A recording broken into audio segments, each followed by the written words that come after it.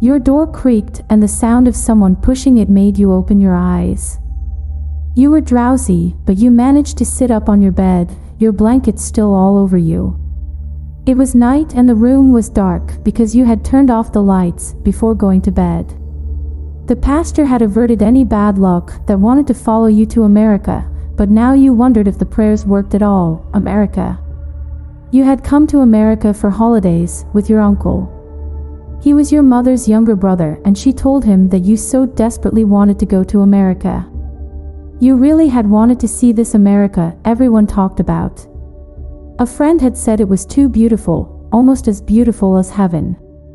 You wanted to argue because nothing was supposed to be as beautiful as the Lord's paradise, but since you had not been to America, you did not argue. You only nodded and smiled. But right at that moment, you had made your decision. You would have to see this America for yourself. So when Mother told her younger brother that you wanted to visit him and he said yes, you were so happy that you cried. You did laugh at first, and then you cried. Now, here you were in this America you so eagerly wanted to visit. You heard someone creep into the room. "Hello, is anyone there?" You said, but no one answered. You breathed in and out. You wanted to scream on top of your lungs in fear. But you knew you would not. You suddenly heard someone switch on the light and it blinded you for some time because your eyes had to adjust to the blindness.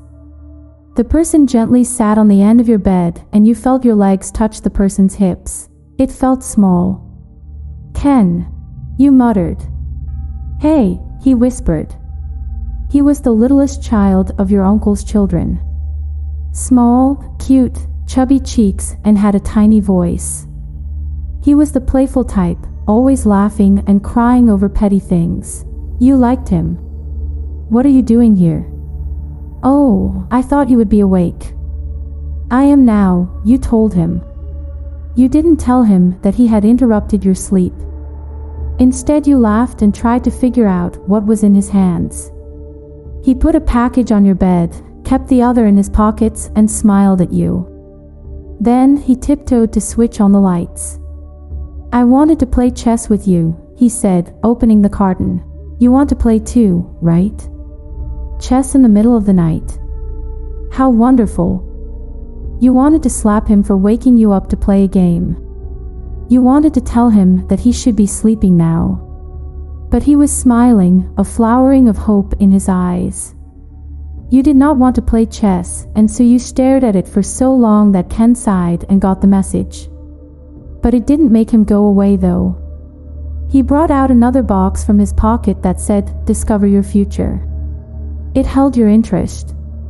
You wanted to know what your future held in America, if you would go back to Nigeria, big and rich, if you would marry a white lady from a foreign country.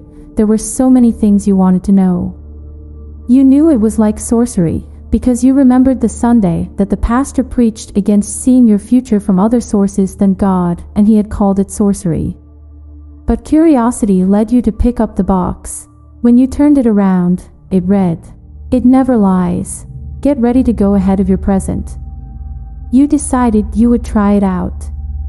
As you opened it, Ken snatched it from your hands. He opened it slowly and cautiously. It had small papers in it, papers probably containing one's future. You were to randomly pick any one of the papers, and whatever it said inside was your future. You have to say the magic words. What magic words? He told you. It sounded like gibberish in your ears. Do I really have to say it? Yes. When you say it, then whatever it says will come to pass. As much as it excited you, it frightened you, but you decided you would do it anyway. Repeat the magic words with me. So you did, not minding that you were still scared. When he was done, you brought your hand forth and picked a paper. You turned it around. It was blank. What's this supposed to mean? I don't know, he stammered. It has never happened to me. Let's try again. So he made you repeat the magic words. You said the words with more violence, even angrily. You couldn't have a blank future. When you picked up a paper again, you closed your eyes before turning it around to see what was written inside. You imagined something really positive, and then you opened your eyes and turned it. It was blank. Again. You hissed and tore it up to pieces. How could it say that, when your mother and father had said you had a bright future? The Adibia had prophesied that the day you were born signified you would have a bleak future, but your parents had refused to believe it, and so you too did not believe it. Now, you wanted to forget that you ever tried to discover your future. You wanted to decide that it was just a game after all, and that it was meaningless. But the words you had read earlier, "It never lies," came to your memory. "Maybe your stars can't be read," Ken muttered. You said nothing. "Let's play chess instead," he smiled from ear to ear as he told you this. You wanted to knock his head and tell him your future had just been predicted to be blank. You wanted his senses to come back so he could see how serious the matter was. Your life could be like a plain grassland stretched forth, going on with nothing but the same. That was what blank meant to you. Hours after he left, you tossed around the bed, trying to sleep. And when you finally closed your eyes, you could see it, a red monster holding a blank paper and laughing at you.